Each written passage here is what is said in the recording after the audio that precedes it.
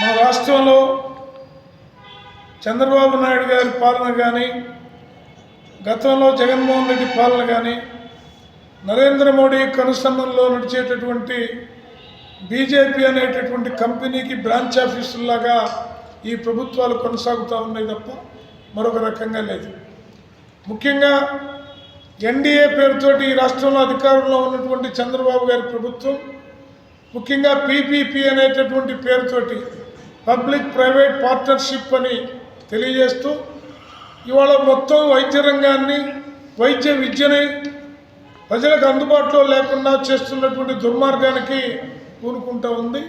దీనికి నరేంద్ర మోడీ డైరెక్టర్, చంద్రబాబు గారు యాక్టర్గా దీన్ని మనం చూడాల్సిన అవసరం ఏర్పడుతూ ఉంది. అందువల్ల ఈ నెల 14వ తేదీన ఆ పీపీపీ జీవో కాపీలు ఏవైతే ఉన్నాయో వాటిని భోగి రోజు కాబట్టి భోగి మంటల్లో సిపిఐ తరఫున రాష్ట్ర వ్యాప్తంగా దగ్ధం చేయబోతూ ఉన్నాం.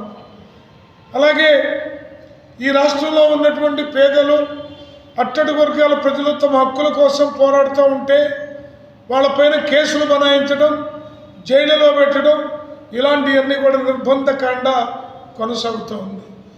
ఈ నిర్బంధకాండకు వ్యతిరేకంగా ఈ నెల 18వ తేదీ ఖమ్మంలో జరిగే భారీ బహిరంగ సభ తర్వాత సిపిఐ ప్రత్యక్ష పోరాటాలకు పాల్గొంటుందని తెలియజేస్తూ ఉన్నాం. ఇప్పటికే విద్యార్థులు, యువజనులు తమ హక్కుల సాధన కోసం ఉద్యమిస్తే విశాఖపట్నంలో వాళ్ళు రౌడీ షీట్లు ఓపెన్ చేయడం అనేది అత్యంత దుర్మార్గమైనటువంటి విషయం. అలాంటి పునరావృతం అయితే ఈ ప్రభుత్వం పైన ప్రత్యక్ష పోరాటానికి సిద్ధమవుతామని తెలియజేస్తూ ఉన్నాం.